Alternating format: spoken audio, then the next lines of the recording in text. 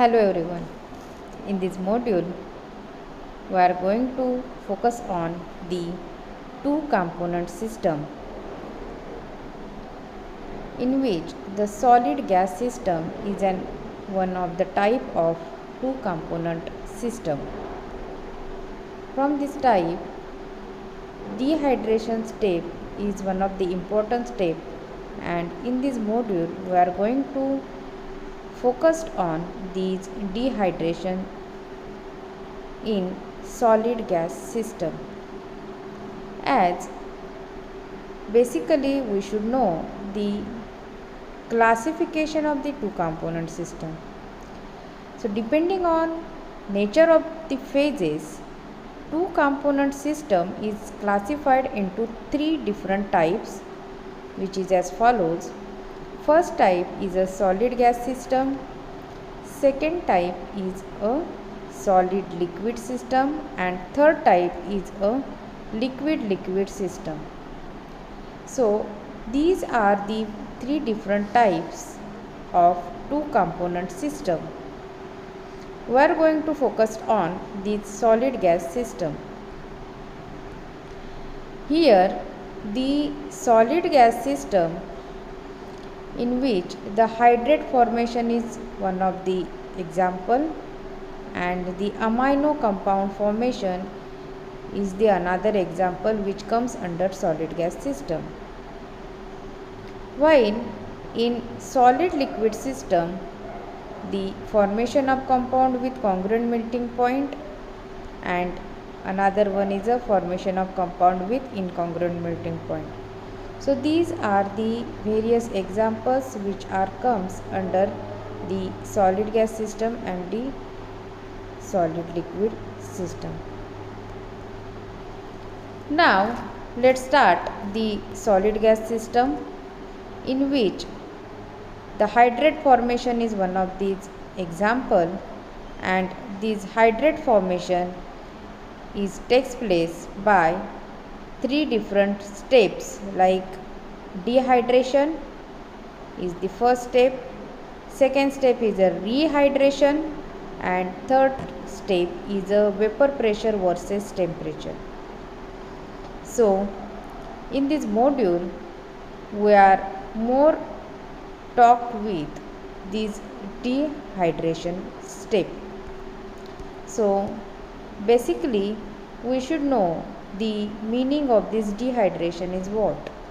The dehydration is the process of removal of these water molecule or water molecules.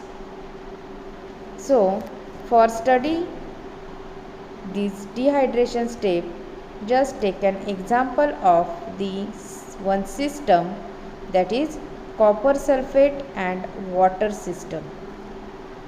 In this system, the copper sulfate is in solid state while the water is in a gas phase.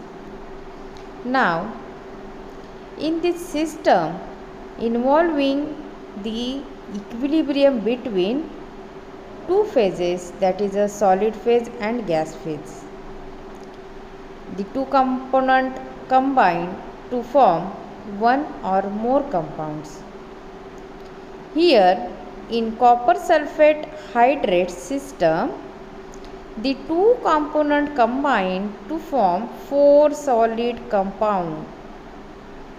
The name of such a four solid compounds are copper sulfate pentahydrate, copper sulfate trihydrate, copper sulfate hydrate, and anhydrous copper sulfate. Now the steps involving the dehydration of this copper sulfate and water system. Here you can see one diagram, in which on x-axis there is a composition of the water molecules, and on y-axis there is a indicating the level of vapor pressure. Now here various points are there, various lines are there. For example, line AB, line CD, line EF, and we have to must focus on points like point B, point D and point F. So actually these steps and these lines and these points are showing a particular reactions.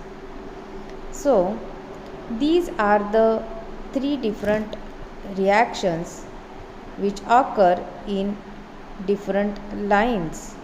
Means, for example, here from A to B. From A to B, the dehydration takes place for copper sulfate pentahydrate.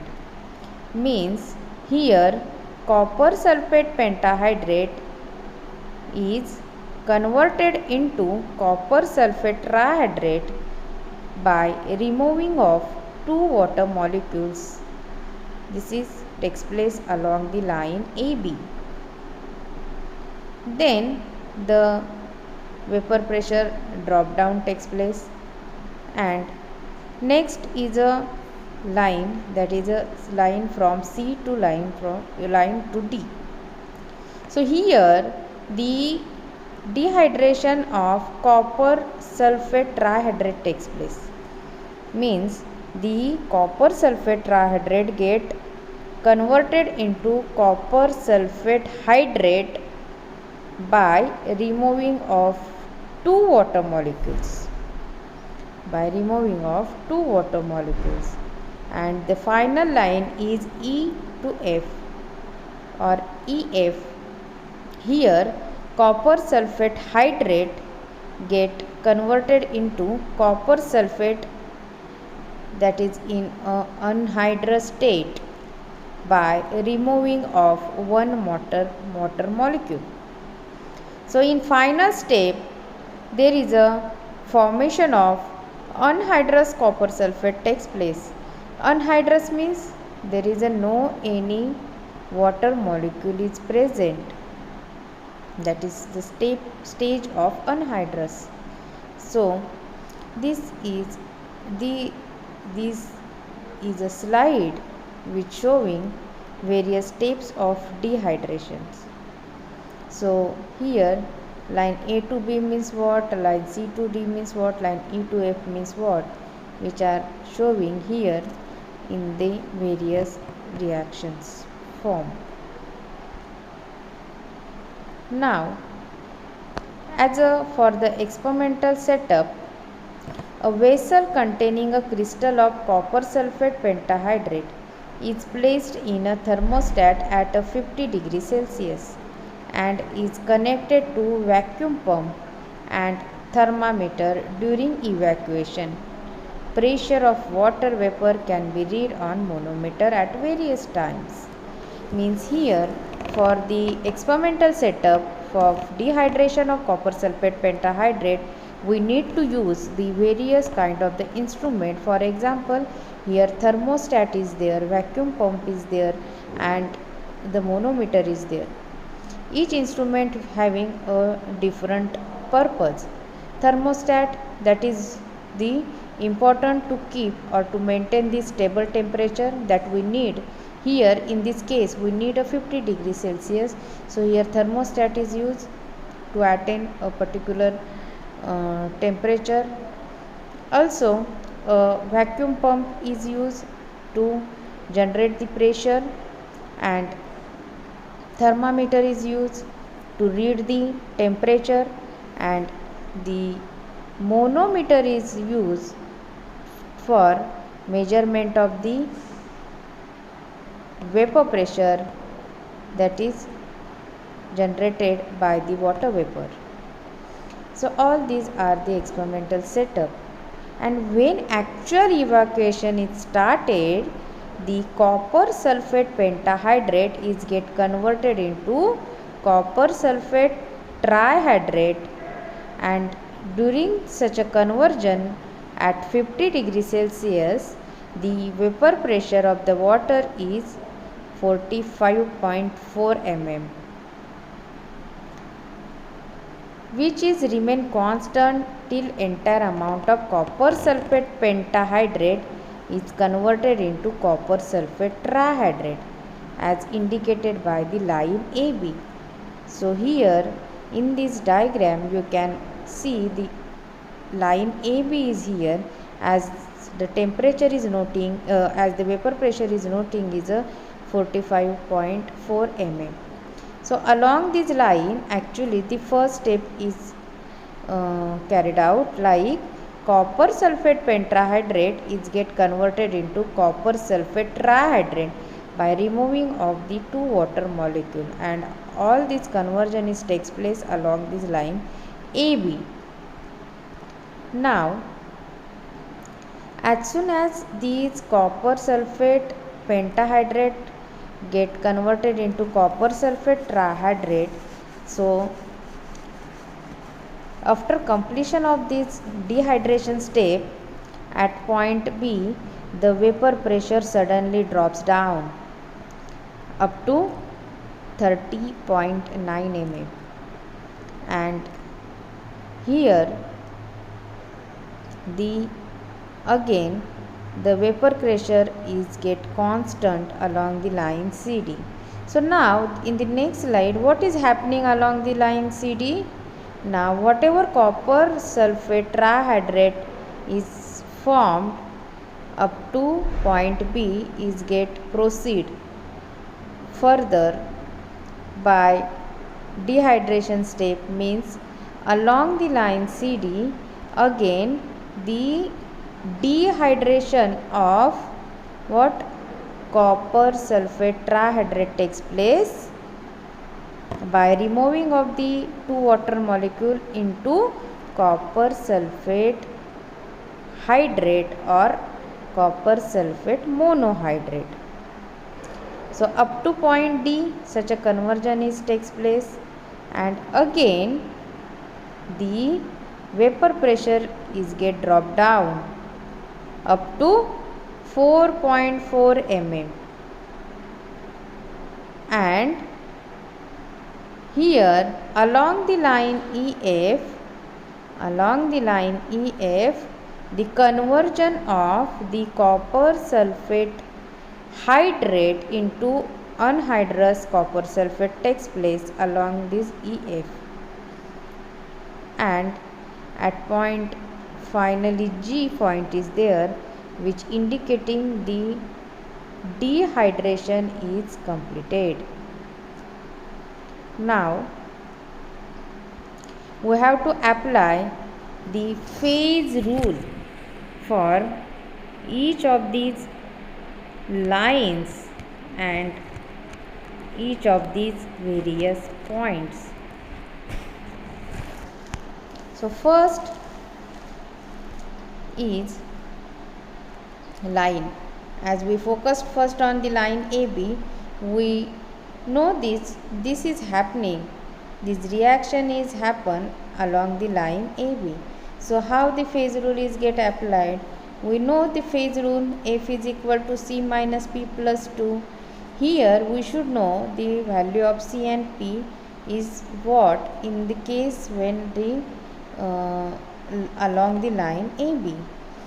So here as we seen the component C, that is a number of component, we are studying two component system, so the value of the C should be 2, and here the P is there. So P is the number of phases. So here how many number of here various molecules are there? 1, that is copper sulfate pentahydrate, copper sulfate trihydrate, and 2 water molecules. So these 3 various molecules are there, hence the number of phases is considered as a 3 and plus 2 is as it is. After calculating this, the value of the degree of freedom, that is F, is found to be 1. Hence we can say that the system is a univariant. Now at point B, what happened? At point B, the conversion of this copper sulfate pentahydrate is get completed into copper sulfate trihydrate. So here you should have to be focused on at point B only the two molecules are there. There is a no more copper sulfate pentahydrate is present. Only the copper sulfate trihydrate and water molecules are present. So here you should have to be put very carefully the value of the P is 2. Component is same, that is a 2, and after calculating this F we get the value of F is a 2, means the system is a bivariant. Okay. Now once you understand all this discussion, then you can easily apply the phase rule along the line CD, along the line EF, and at point D and at point F. So in the next slide I will discuss the application of phase rule along the line CD, as here in case of an CD again 3 various phases are there, so 3 various molecules are there, so number of phases is 3, component is 2, and we get the degree of freedom, that is a 1, hence the system is a univariant. And along the point D or at point D, the phase rule we can apply in this manner: F is equal to C minus P plus 2, and we'll get the value is a 2, means the system is a bivariant. Now in similar way for the line EF and line P, this is a application of the phase rule for along the line EF and at point F. Though hence here I am ending the discussion of module 2, in which we discuss the dehydration step in the solid gas system. So finally you have to be note that kindly download the uploaded study material of this module for further study. Please submit the assignment for this module in given stipulated time, and please provide the valuable feedback and suggestions about this module. Thank you for watching this video. In next module we will focus on the next step, that is a rehydration step. Thank you everyone.